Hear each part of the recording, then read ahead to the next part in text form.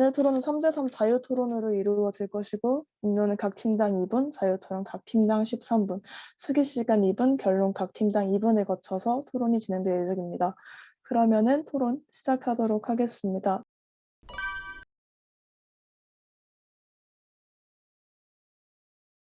네, 찬성 측 입론 시작하겠습니다. 쓰레기 만두 가짜 뉴스 사건은 한 가장의 자살을, 대만 카스테라 사실 확인 부족 기사는 수많은 자영업자들의 몰락 및 정신적 피해를 가져다 주었습니다. 현재 우리나라 언론 신뢰도는 매년 하락하고 있으며 2020년 OECD 국가 중 최하위 언론 신뢰도를 보여주었습니다. 아울러 언론중재법에 찬성하는 국민 여론이 우세함을 말씀드리며 찬성 측 세 가지 근거 제시하겠습니다. 첫 번째, 언론중재법은 실효성 있는 국민 언론 피해 구제 정책입니다.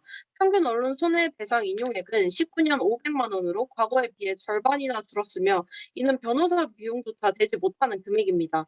언론이 누리는 자유에 비해 피해받는 일반인은 이런 대우를 받고 있는 것이 현실입니다. 본 개정안은 현 제도가 제대로 보장해주고 있지 못하는 피해 국민들의 권리를 보장 및 구제하며 사실 확인 결여와 악의성을 담은 보도를 줄일 것입니다. 둘째, 언론중재법은 시대의 변화에 발맞추어 나타난 법안입니다. 기존에는 서면으로만 정정보도가 가능했지만 언론중재법은 제15조 1항과 2항에 따라 인터넷 홈페이지로까지 확대하고 있습니다. 또한 인력을 60명에서 120명으로 위원 구성은 일반인까지 확대하고 있습니다. 언론중재법은 미디어의 다양화와 보편화에 발맞추어 정당 방법을 달리하고 언론중재위원회의 인력 구성을 재편성하고 있는 법안입니다. 마지막으로 본 법은 언론 자유와 국민의 권리 모두를 보호하고자 합니다. 제5조 2항은 언론 등의 보도가 공공의 이익에 관하는 거로서 진실한 것이나 진실이 아니라고 할지라도 진실이라고 믿는 데 정당한 사유가 있으면 면책이 가능하다라고 하며 취재 과정이 성실함이 입증되면 위법성을 조각할 수 있습니다. 또한 고위공직자들은 기사에 대해 열람 차단 소송을 하지 못하도록 되어 있다는 점에서 일반 국민들을 보호하기 위한 개정안이라고 다시 한번 말할 수 있습니다. 이렇게 언론중재법은 건전한 언론 문화, 즉 정론 집필에 다하고자 하는 법이라고 강조하며 입론 마치도록 하겠습니다. 네, 찬성 측 입론 잘 들었습니다. 그럼 반대 측 입론 말씀하시면 반대 측도 제가 카운팅 시작하도록 하겠습니다. 네, 안녕하십니까. 반대측 입론을 맡은 임재훈입니다. 저희 반대측은 언론중재법 개정안에 문제점이 많기에 실행되어서는 안 된다고 주장하는 바입니다. 첫째, 언론의 자유가 침해될 것을 우려합니다. 허위 조작 보도의 정의에 나오는 허위 사실, 고의 중과실 추정 요건에서 언급하고 있는 보복적이거나 반복적, 충분한 검증 절차와 같은 주관적이고 모호한 용어들로 인해 그 내용과 적용 범위가 불명확한 상황에서 과도한 규제를 격정해야 하는 언론인의 취재 활동은 당연히 위축될 수밖에 없습니다. 이와 더불어 입증 책임을 원고가 아닌 피고에게 넘겨 소송 남발이 우려되는 상황에서 권력과 자본을 감시하고 비판하는 언론의 본질적 기능은 약화될 것이며 궁극적으로 국민의 알 권리도 위협받을 것입니다. 둘째, 언론중재법 개정안은 법률적으로도 문제가 많은 법안입니다. 다시 말해 위헌적 요소들이 있습니다. 앞서 언급했다시피 해당 법안에는 주요한 부분을 차지하는 주관적이고 모호한 용어들이 존재하는데 이는 기본권을 제한하는 법률의 내용이 명확해야 한다는 명확성의 원칙에 위배됩니다.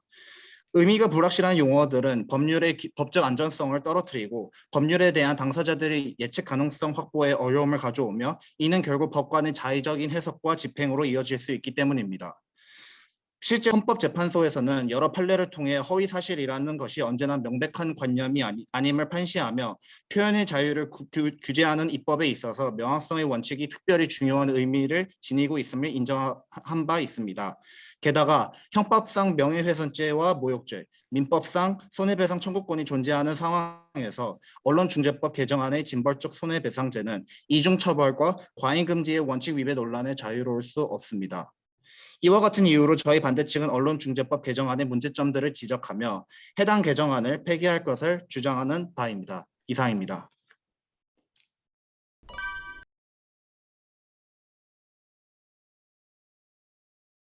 그러면 자유토론으로 넘어가도록 하겠습니다. 자유토론은 반대측 먼저 시작하는 걸로 하겠습니다. 네, 반대측 말씀을 드리도록 하겠습니다. 실효성이 있다고 말씀하셨습니다. 근데 저희가 과거에 사례를 보았을 때 평균 500만 원 정도 징벌적 손해배상을 했었죠. 500만 원 정도 금액이었는데 이걸 5배를 늘린다고 개정안에서 말하고 있어요. 그러면 2,500만 원 정도가 되겠죠. 2,500만 원이 과연 지금의 대형 언론사들에게 뭐 크나큰 피해 혹은 덕실성 있는 실효성이 있을 것이라고 생각하시는 것입니까? 이상입니다. 찬성 답변하겠습니다. 이 500만 원에서 2,500만 원으로 올리는 게 언론사에 무슨 영향이 있겠냐라고 말씀을 해주셨는데요. 손해배상 금액을 5배로 올린 것은 피해자를 실질적으로 구제하기 위함이라는 거 분명히 말씀드립니다. 다음 앞서 입론에서 그 개정안의 조문이 주관적이고 모호하다라고 말씀을 해주셨는데요.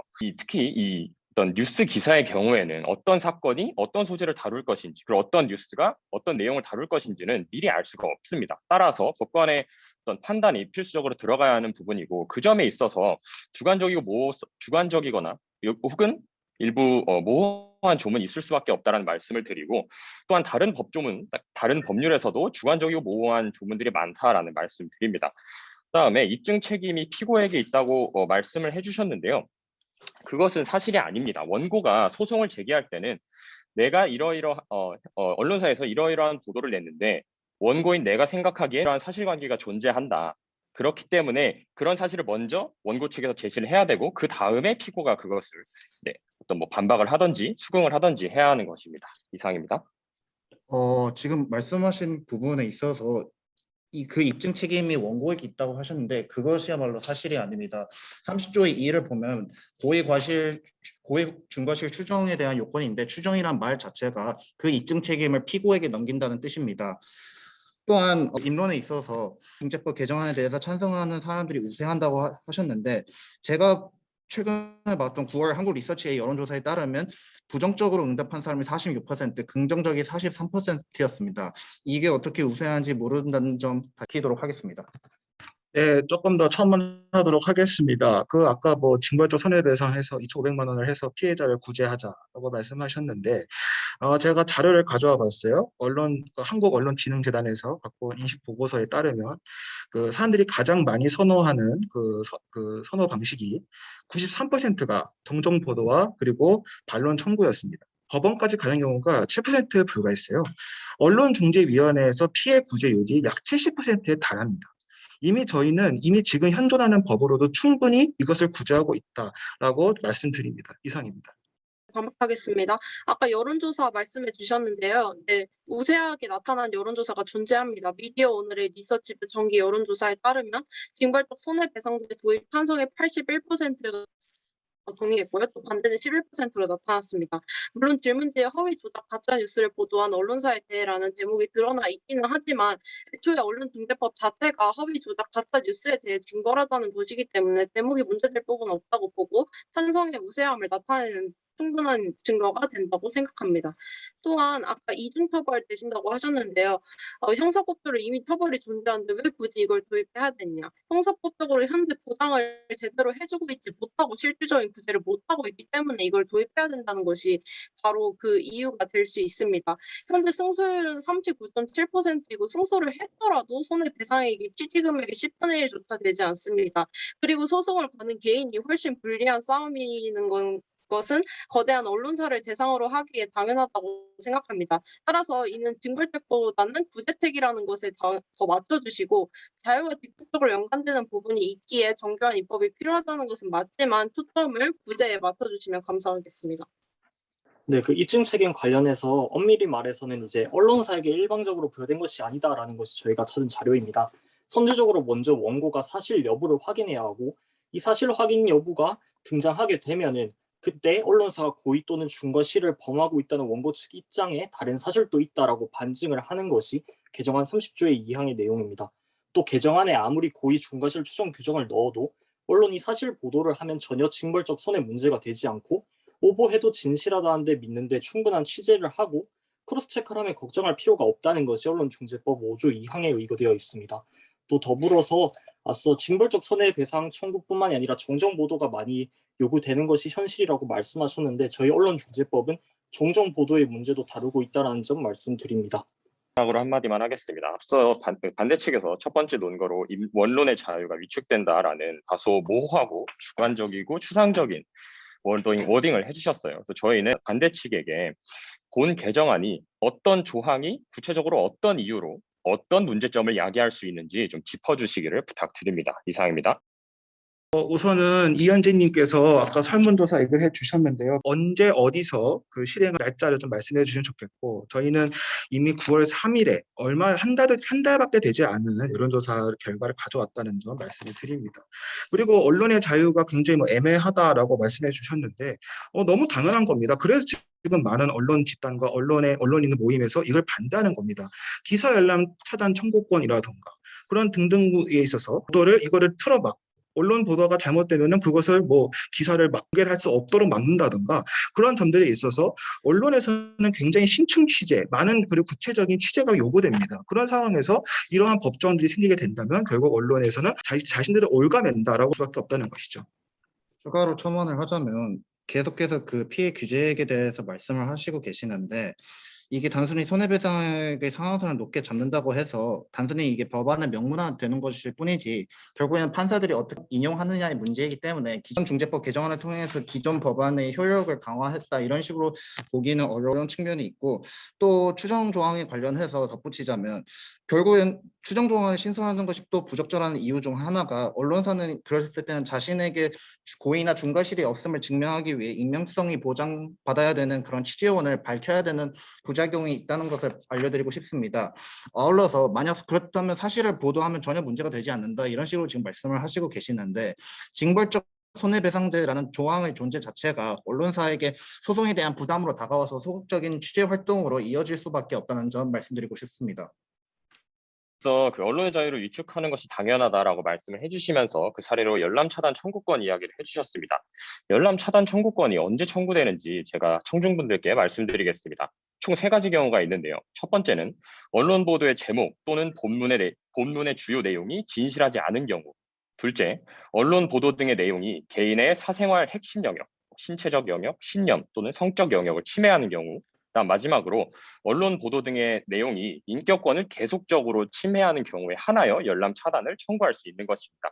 그리고 이것은 피해자가 열람 차단을 청구하는 그 즉시 효력이 발생하는 게 아니라 이걸 피해자가 청구를 하면 이 전문성과 중립성을 가진 언론중재위원회 산하기구인 중재부에 충분한 조정 심리 과정을 거쳐야 하고 그 과정에서 정당한 사유가 있는지 확인이 되어야 합니다.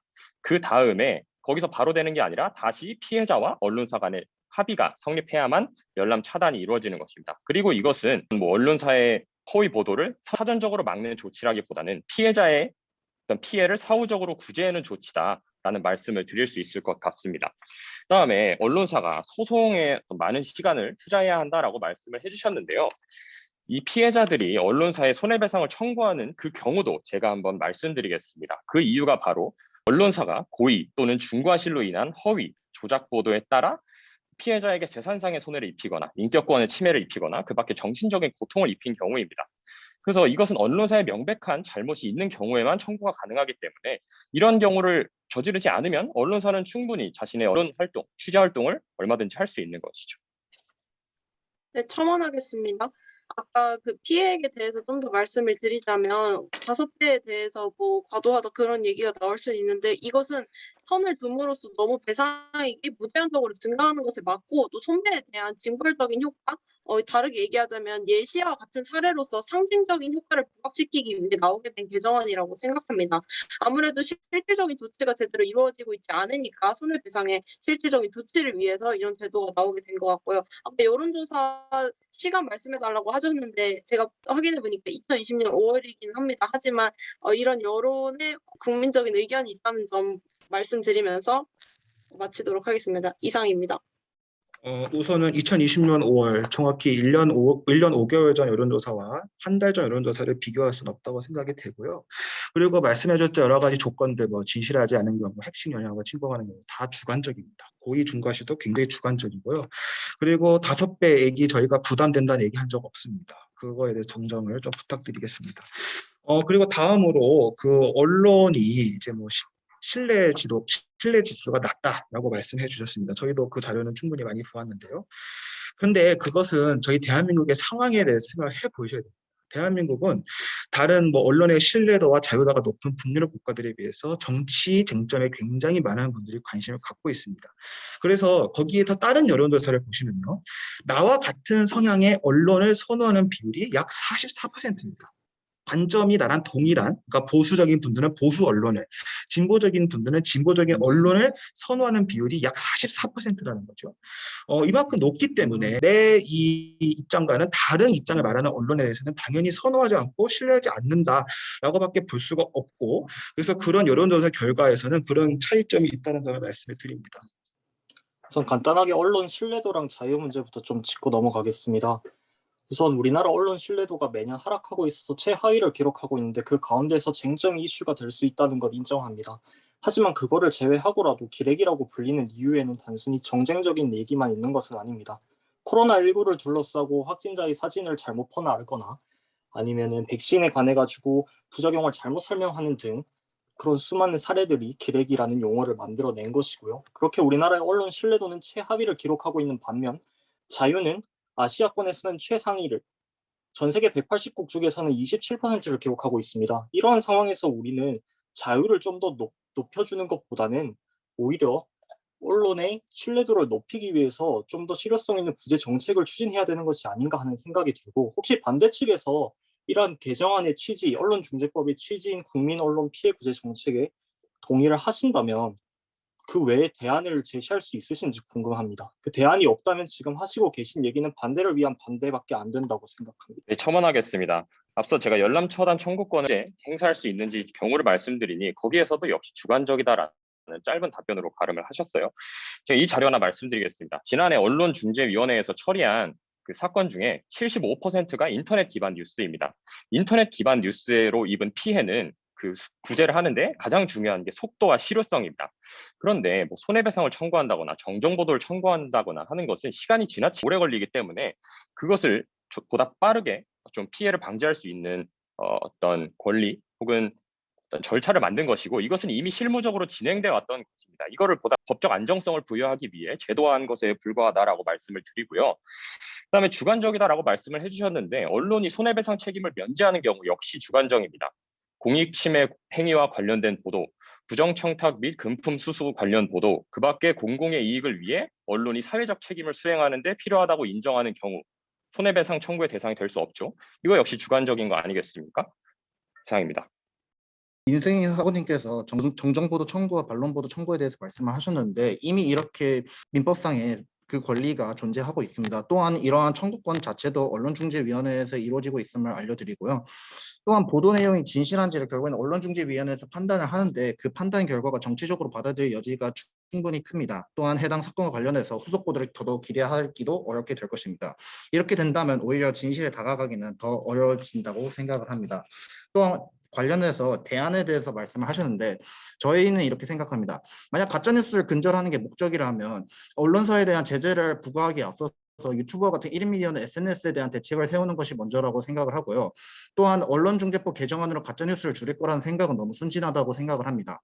천문학적인 액수의 그 손해배상을 부과할 수 있는 미국에서도 가짜뉴스는 여전히 존재를 하며 그런 최근에 들어서 팩트체크라는 용어가 주목을 받고 있는데 결국 가짜뉴스 문제는 언론 시장 내 자유로운 경쟁 속에서 소비자가 이를 판단할 수 있도록 하는 것이 가장 적절하다고 생각합니다.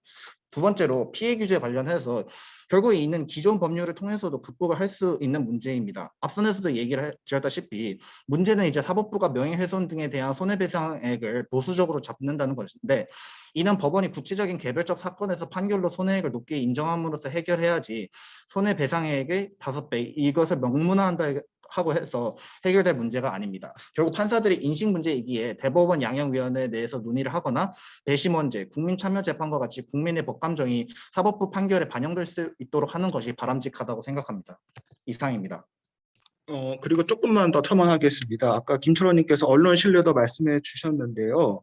저희가 이거를 신뢰하지 않는다, 혹은 매우 신뢰하지 않는다 비율로 봤을 때는 그렇게 낮습니다. 하지만은 이거를 5점, 4점, 3점, 2점, 1점으로 신뢰와 신뢰하지 않는다를 봤을 때 그렇게 점수를 매기면은요, 저희보다 밑에 나라가 영국, 미국, 프랑스입니다. 영국, 미국, 프랑스 얼마나 언론으로 유명하고 자유로운 언론으로 유명합니까? 저희가 그 나라가 높습니다. 그런 점들도 있다는 점, 언론에서 취사 선택을 하고 있다는 점에 대해서 한 번 더 말씀을 드리고, 그리고 여론조사에서 봤을 때 가짜뉴스의 최대 진원지를 23%는 언론이 선택했습니다. 기레기 언론이죠. 그런데요, 32%가 정치인이었습니다. 그런 정치인들이 지금 만드는 법안에 대해서 이렇게 하고 있다는 것이 좀 되게 웃기고 그런 얘기가 있다는 점. 그리고 아까 인터넷 기반 뉴스 75% 말씀 잘해 주셨는데요. 속도와 실효성 얘기해 주셨죠. 그 빠른 속도로 언론이 전파되고 그런 역할을 하는 게 지금의 언론일까요? 아니면 SNS와 유튜브일까요? SNS와 유튜브입니다. SNS 유튜브에서 가장 많은 가짜뉴스가 진원지예요. 그런데 지금 현행 언론중재법에선 SNS와 유튜브에 대한 규제 사항은 전혀 없다는 점에 대해서 말씀을 드립니다. 첨언하자면 아까 민승희님께서 허위 사실을 구분해낼 수 있는 것처럼 말씀을 해주셨는데 헌법재판소 판례에 따르면 허위 사실이라는 것은 언제나 명확한 관념은 아니다. 어떠한 표현에서 의견과 사실을 구별해내는 것은 매우 어렵고 시간이 지난 뒤에 그 판단이 뒤바뀌는 경우가 있을 수 있다. 이에 따라 허위 사실의 표현임을 판단하는 과정에는 여러 가지 난제가 뒤따른다. 라고 말한 헌법재판소 판례를 참고하시면 좋을 것 같습니다. 찬사 측에 두 가지를 좀 여쭤보고 싶습니다. 징벌적 손해배상을 청구할 수 있는 인물로 현재 고위 공직자나 대기업 임원은 제외됐는데 그 가족이나 퇴임한 공직자들은 여전히 청구할 수 있습니다. 일련의 예로 조국 전 장관에 따른 일반인에 해당하므로 언론사를 상대로 징벌적 손해배상을 청구할 수 있습니다. 만약 이렇게 된다면 언론사로서 한국 사회 내 공직자의 그런 가족 비리를 취재하거나 검증하기 매우 껄끄러워지는데 이에 대해서 어떻게 생각하시는지 궁금하고, 두 번째로 언론중재법 개정안에 대해서 국내 언론 및 시민단체뿐만 아니라 국제사회에서도 우려의 목소리를 내고 있는데 이에 대해서도 의견 부탁드리겠습니다. 이상입니다. 네, 반박하도록 하겠습니다. 우선 첫 번째 질문에 대해서 공적 인물에 대해서 대답을 해보자면 이것은 아까도 입론에서 말한 5조 2항에 따라서 위법성이 조각될 수 있습니다. 그들은 공인입니다. 일반인이 아니기 때문에 공익을 위한 것으로 정당한 진실로 믿을 만한 이유가 있으면 위법성이 조각된다는 5조 2항에 의해서 충분히 건전한 기자 정신을 보장해 줄 수 있다고 생각합니다. 그리고 반대 측에게 여쭤보고 싶은 게 아까 정치적으로 받아들여질 수 있다는 게 어떻게 그렇게 되는 건지 구체적으로 설명해 주셨으면 좋겠습니다. 왜냐하면 이 법은 여야당 동시에 적용되는 법안이기 때문입니다. 그리고 누구를 위한 언론인지 생각하면 물론 누가 이 중재법을 만들었는지 생각할 필요는 있지만 이것은 피해를 받은 국민들을 위한 법안이기 때문에 그것보다는 누구를 위한 법안인지 생각을 해보면 더 좋을 것 같다고 생각합니다. 네, 이어서 첨언하겠습니다.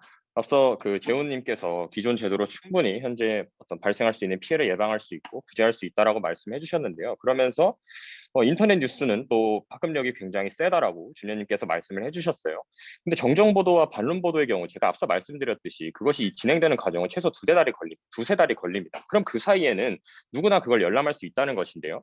그렇기 때문에 열람 차단 청구를 현재 실무적으로 언론중재위에서 진행을 하고 있는 것이고요.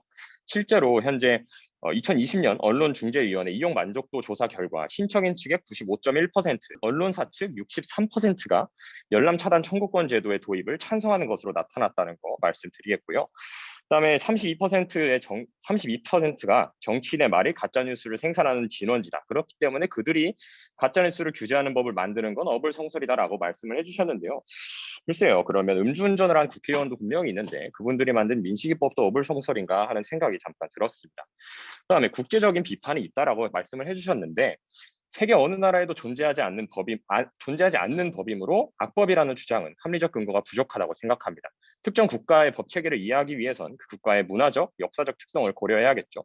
우리나라에만 있는 거 비단 언론중재법뿐만 아니라 전세제도도 있고 또 불효자식에게 돈 주는 상속법도 있습니다. 이상입니다. 자, 먼저 열람 차단 청구권은 사후적인 조치이기 때문에 말씀하신 그런 신속성에 대해서 과연 정말 실효적인지 의문을 제기하고 싶습니다. 두 번째로 이현재 학우님께서 공직자 가족은 공인이라고 말씀하시는데 이는 전혀 사실이 아니고 관련해서 법안에 대해서 다시 한번 확인을 해주셨으면 합니다. 세 번째로 김철원 학우님께서 한국 언론의 신뢰도가 현격히 낮은 문제를 언급을 해주셨는데 한국 언론 내 일부 몰지각한 보도 형태에 대해서 저희도 동의를 합니다. 다만 인용한 그 언론 신뢰도 조사를 근거로 한국 언론 신뢰도가 절대적으로 낮다고 주장하는 데서는 동의할 수가 없습니다. 해당 조사에서는 뉴스 전반에 대해 신뢰하는지를 응답자에게 물어서 동의함과 적극 동의함이라고 응답한 비율을 따져서 순위를 매기는데 한국에서는 중립이라고 응답한 비율이 2022년 기준 45%로 40개국 미국 평균인 32%에 비해 훨씬 높습니다. 다시 말해서 중립이라고 이 응답하는 사람들이 많은데 과연 이걸 가지고 뉴스에 대한 신뢰가 절대적으로 낮다고 주장하기에는 무리가 있다고 첨언합니다. 마지막으로 민생희 학우님께서 민식이법이라든지 임대차 3법 같은 말씀을 해주셨는데, 자, 법을 만들거나 개정을 할 때는 세 가지로 고려를 해야 됩니다. 그 취지와 목적이 무엇인지, 두 번째, 그 기존의 법률로는 문제를 해결할 수 없는지, 세 번째, 개정을 하거나 새로운 법을 제정했을 때 얻을 수 있는 효과가 부작용보다 큰지. 첫째, 취지와 목적에는 저희도 공감을 합니다. 하지만 기존의 법률로도 충분히 문제를 해결할 수 있고 새로운 법을 제정을 했을 때 얻게 될 부작용이 그 효과에 비해서도 훨씬 더 크기 때문에 반대한다는 점 말씀드리도록 하겠습니다. 조금 더 첨언을 하자면요. 저희가 많이 들은 예시가 미국 등의 영미법대로입니다. 그래서 호주도 영미법을 국가적으로 하는데요. 호주 같은 경우는 이 손해배상, 징벌적 손해배상에서 언론을 제외한다고 법에 써 있습니다. 지금 그런 식으로 해외 사례들 저희 갖고 오고 있는데 뭐 한국만 유일하게 하는 거에 대해서 그렇게 뭐 말씀하시는 거는 저는 호주의 사례를 들어서 그렇게 말씀드리고 싶습니다. 이상입니다. 네, 반박하도록 하겠습니다. 아까 말씀해주신 그 공인에 대해서는 그 가족분들은 만약에 그 목적이 공익을 위한 것이면 위법성이 조각된다는 의미에서 말씀드린 것입니다. 그리고 기존 문제가 해결이 안 되고 있는데 어떻게 자꾸 지금의 법안으로도 해결을 할 수 있다는 것인지 더 구체적으로 말씀해 주시면 좋겠습니다. 네, 첨언하겠습니다. 우선 열람 차단 청구권이 사후적 조치이기 때문에 뭐 필요가 없다라는 말씀을 해주셨는데, 열람 차단 청구권이 제일 빠른 사후적 조치인 건 알고 계시는지 여쭙고 싶고요. 그다음에 그동안은 열람 차단 청구권 같은 발빠른 사회적 조치가 법적으로 제정된 것이 없었기 때문에 저희가 이번에 제정을 하자고 하는 것이고, 앞서 말씀드렸듯이 이미 실무적으로 진행되고 있는 그런 과정입니다. 아울러 이러한 사후 조치만으로 부족하기 때문에 저희가 징벌적 손해배상제를 도입해야 한다든지, 그리고 뭐 어떤 정정보도 또는 반론보도 청구를 또 요건을 보다 완화한다든지, 또는 언론중재위원회의 구성을 강화한다든지 등의 어떤 사전 예방적인 조치는 분명히 하고 있다라는 말씀드리고, 새로운 법을 도입할 때 취지, 기존 법률로 해결할 수 있는지, 그리고 효과가 부작용보다 큰지를 입증해야 한다고 하셨는데, 기존 법률로 어떻게 해결할 것이며 효과가 부작용보다 얼마나 큰지를 입증해 주시기 부탁드리겠습니다. 이상입니다. 첨언하겠습니다. 그 SMS 문제를 얘기해 주셨는데 저희도 이 부분에 있어서 동감하는 바입니다. 그렇지만 우리가 나아가야 할 방향은 아직 개정안이 현재 결렬 상태로 남아있기 때문에 이 문제를, SNS 문제를 기존의 언론 뉴스와 더불어서 개정하는 방향으로 보완하면 된다고 생각하지, 아예 반대를 위한 반대로 없앨 수 없다고 생각하고 기존의 법만으로 충분하다는 것에 대해서 다시 설명을 해주셨으면 좋겠습니다. 자, 기존의 법이 충분하다는 것은 충분히 그 법적 근거가 이미 마련이 되어 있다는 것입니다. 문제는 결국 판사들의 인식 문제인데, 이 부분은 사법부 내의 그런 보수적인 판사들의 성향을 극복을 해야 되기 때문에 저희가 아까 말씀드렸다시피 대법원 양형위원회를 이용한다를 통해서 이 부분에 대해서 논의를 한다든지, 또 아니면 배심원제나 국민참여재판을 통해서 국민들의 법감정이 직접적으로 사법부의 판결에 영향을 줄 수 있도록 해야 된다고 말씀을 드립니다. 또한 처음에 언론중재법 개정안에 대해서 그런 국제사회의 우려에 대해서는 어떻게 생각하냐고 여쭤봤는데 그에 대해서 아직까지 말씀이 없으셨고요. 그리고 이현재 학우님께서 언론중재위원회가 정치적으로 받아들여질 거냐, 그 사례가 뭐가 될 수 있냐. 그럼 간단히 얘기해서 조국 전 장관이 그런 딸의 표창장 문제 관련해서 만약 이것이 인용이 된다면 보수 진영 내에서는 이것을 정치적으로 해석을 할 수밖에 없고, 반대로 진보 진영 내에서 만약 이것이 인용이 되지 않는다면 이 또한 정치적으로 해석을 할 수밖에 없습니다. 따라서 이런 부분들은 후속 보도나 정정 보도를 통해서 극복해 나가야 되지, 언론중재위원회가 과연 이 진실에 한 발짝 더 다가갈 수 있는 그 수단이 될 수 있는지 의문을 제기하는 바입니다. 그리고 좀 말씀드리겠습니다. 그 출판물에 의한 명예훼손죄 그리고 정보통신망법을 위반하기 때문에 최대 7년의 징역이 가능하고요. 지금 대한민국에서는 민형사상으로 많은 언론 구제와 형법이 마련돼 있다는 점 말씀드리고, 저희 보고 대안을 말씀해 주셨는데 저는 이거에 대해서 포털을 먼저 계약해낼 생각합니다. 지금 네이버 다음 같은 포털과 인터넷 사이트 그리고 뉴스의 이런 카르텔적인 구조들, 경제 이익 구조들, 이런 구조들이 우선적으로 포털이 개혁이 되어야 이거에 대해서 논하고 할 수 있다고 생각합니다. 이상입니다. 우선 재훈님께서 언론중재위원회는 우리가 실체적 진실로 다가갈 수 없다라고 말씀을 해주셨는데 이건 지나치게 반대 측이 언론중재위원회를 정치적으로 보고 있는 게 아닌가라는 생각이 들었습니다. 언론중재위를 구성하는 거는 퇴임 후 일정 기간이 지난 법관, 혹은 뭐 변호사들이 있고 또 어떤 균형적으로 바라볼 수 있는 전문가 또는 일반 시민으로 구성될 수 있다라고 말씀드립니다. 그다음에 앞서 국제적 비판이 존재한다는 데에서 저희가 반박을 안 했다고 말씀드렸는데 제가 아까 전에 세계 어느 나라에도 존재하지 않는 법이므로 악법이라는 주장, 그러니까 국제사회의 비판과 동일한 것이죠. 그건 합리적 근거가 부족하다고 말씀드렸고 마지막으로 이 지금의 언론중재법 논쟁이 발생하게 된 계기는 언론의 자유가 탄압된 게 아니라 언론의 자유가 과도하고 막강한 권력을 남용하기 때문에 발생했다라는 말씀드립니다.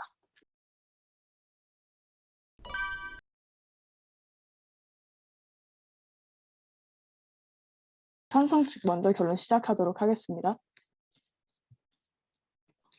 네, 주장 근거 정리하기 전에 두 가지만 짚고 넘어가겠습니다. 우선 기존의 법적 근거로 충분하다라고 말씀해 주신 점에 대해서 그동안 17대부터 해서 지금 21대 국회까지 개정안이 무려 41개나 나왔다는 점, 또 국민 여론이 이 점에 대해서 되게 호의적이라는 점 말씀드리고 싶습니다.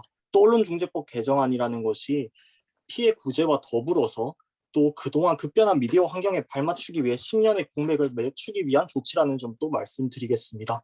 또 두 번째로 호의성과 고의성 문제로 계속 얘기가 많이 오고 갔는데 우리나라의 형법 체계가 모두 고의 과실로 되어 있기 때문에 이 점 불가피하다라는 거 말씀드리겠습니다. 주장과 근거 다시 한번 정리하겠습니다. 첫째로 언론중재법 개정안은 열람 차단 청구권, 정정보도 강화를 통해서 국민들의 피해를 구제할 수 있습니다.